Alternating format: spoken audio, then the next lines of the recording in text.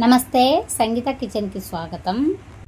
ఇంట్లో ఒకటి తర్వాత ఒకటి ఫెస్టివల్స్ వస్తూ ఉంటే కొబ్బరికాయలు కొట్టినవన్నీ మనకు జమ అయిపోతూ ఉంటాయి కదా. అలా పచ్చి కొబ్బరికాయలతో నేను నూనె తయారు చేశాను. చూడండి, నాకు 6 కొబ్బరికాయలకి 200 గ్రాముల కొబ్బరి నూనె వచ్చింది. చూడండి, నేను ఇక్కడ వజన్ చేసి కూడా మీకు చూపిస్తున్నాను. ఇన్ని గ్రాములు వచ్చింది నాకు. ఇది స్వచ్ఛమైన మనం ఇంట్లో తయారు చేసుకున్న కొబ్బరి నూనె. ఇది ఇప్పుడు ఎలా తయారు చేసుకోవాలో చూద్దాము. నేను 6 కొబ్బరికాయలని ఇలా చిన్న చిన్న ముక్కలుగా కట్ చేసుకొని ఒకసారి కడిగి తీసుకున్నాను. తర్వాత పెద్ద మిక్సీ జార్ ఉంటుంది కదా, ఆ మిక్సర్ గిన్నె తీసుకొని దాంట్లో కొన్ని వేసుకుంటూ మెత్తగా గ్రైండ్ చేసుకోవాలి. చూడండి ఇలాగా. ఇప్పుడు దీంట్లోకి 1 గ్లాస్ వరకు నీళ్లు పోసుకోవాలి. నీళ్ళు పోసుకొని మళ్ళీ మెత్తగా గ్రైండ్ చేసుకోవాలన్నమాట. చూడండి, ఇలా నేను గ్రైండ్ చేసి తీసుకున్నాను.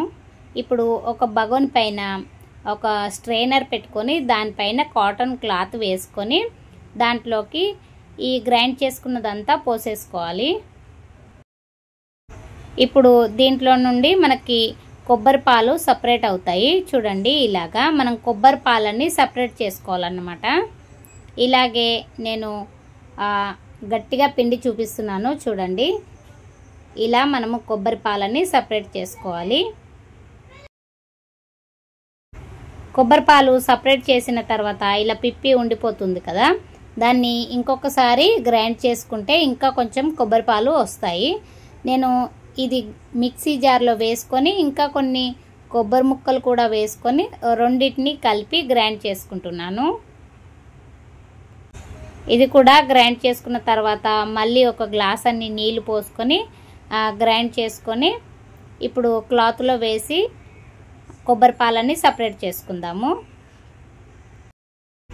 చూడండి, ఇలాగే నేను మిగతా కొబ్బరి ముక్కలన్నీ కూడా గ్రైండ్ చేసుకుంటూ ఇలా కొబ్బరి పాలని సపరేట్ చేసుకుంటూ ఆ పిప్పిని సపరేట్ చేసేసుకున్నాను. ఒకసారి తీసుకున్న కొబ్బరి ముక్కలని 2 సార్లు గ్రైండ్ చేసుకొని ఇలా కొబ్బరి పాలని తీసుకోవాలి. చూడండి, నేను అన్ని కొబ్బరి ముక్కలను ఇలా పాలు తీసి పక్కన పెట్టుకున్నాను. ఇప్పుడు ఈ గిన్నెని ఫ్రిడ్జ్లో పెట్టి ఒక 5-6 గంటల పాటు సెట్ అవ్వనివ్వాలి. చూడండి, 6 గంటల తర్వాత మనం కొబ్బరి పాల గిన్నె తీసి చూస్తే నీళ్లు సపరేట్ అయ్యి మలాయి అంతా ఇలా గట్టిపడిపోతుంది. ఇప్పుడు దీన్ని ఒక గరిటెతో మెల్లిగా సపరేట్ చేసుకుంటూ వేరొక గిన్నెలోకి వేసేసుకోవాలి. ఆ గిన్నె అడుగు మందంగా ఉండేటట్టుగా చూసుకోవాలి. ఇప్పుడు ఇదే గిన్నెలో మనము కొబ్బరి నూనె తయారు చేస్తామన్నమాట. చూడండి, ఇలా నేను మలాయి అంతా తీసి సపరేట్ చేసుకున్న తర్వాత ఆ నీళ్ళని పారబోస్తున్నా. ఇప్పుడు ఈ మలాయిని మనము గ్యాస్ ఆన్ చేసుకొని స్టవ్ పైన పెట్టేసుకోవాలి. మనము తీసుకునే గిన్నె కొంచెం పెద్దగా ఉండేటట్టు చూసుకోవాలి. గ్యాస్ ఫ్లేము పెద్దగా పెట్టేసుకొని ఈ మలై అంతా ఇలా క్రీమ్ లాగా అయ్యి మనకు కొబ్బరి నూనె వచ్చేంత వరకు మనం హై ఫ్లేమ్లోనే పెట్టేసుకోవాలి.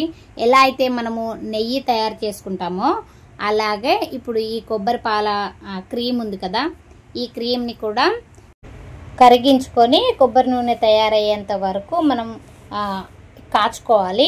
చూడండి, ముందు స్టార్టింగ్ 10 నిమిషాల పాటు ఇలా నురగ బాగా పైకి తేలుతూ ఉంటుంది. అప్పుడు జాగ్రత్తగా నురగ కింద పడకుండా కలుపుకుంటూ ఉండాలి.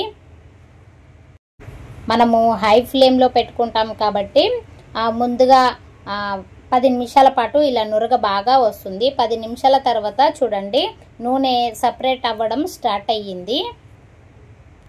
ఇలాగే నేను హై ఫ్లేమ్లోనే మధ్య మధ్యలో కలుపుతూ అడగంటకనివ్వకుండా ఇలా కింది వరకు గరిటెతో కలుపుతూ ఉన్నాను. మనం అక్కడే ఉండి ఈ కొబ్బరి నూనె కాచుకుంటే 20-25 నిమిషాలలో మనకు కొబ్బరి నూనె రెడీ అయిపోతుంది. మొత్తం మనము ప్రాసెస్ హై ఫ్లేమ్లోనే చేసుకుంటాం కాబట్టి చాలా తొందరగా అయిపోతుంది. ఇంట్లో కొబ్బరికాయలు జమ అయినప్పుడు ఇలా ఈసారి కొబ్బరి నూనె తయారు చేసి చూడండి. ఏ కల్తీ లేకుండా స్వచ్ఛమైన కొబ్బరి నూనె మనం ఇంట్లోనే తయారు చేసుకోవచ్చు. చూడండి క్రీమ్ అంతా బ్రౌన్ కలర్లోకి మారింది కదా, ఇది కొంచెం క్రిస్పీగా అవుతుంది. అంతవరకు మనం వేడి చేసుకొని స్టవ్ ఆఫ్ చేసేసి కొబ్బరి నూనెని సపరేట్ చేసుకోవాలి. నేను ఇక్కడ ఈ గ్లాస్ జార్లో పోస్తున్నాను. చూడండి వడబోసుకొని మనం సపరేట్ చేసి పెట్టుకోవాలన్నమాట. ఈ చల్లారిన తర్వాత మనం ఏదైనా డబ్బాలో పోసుకొని రెగ్యులర్గా మనం హెయిర్ ఆయిల్ వాడుకున్నట్టే వాడుకోవచ్చు. Thank you for watching video.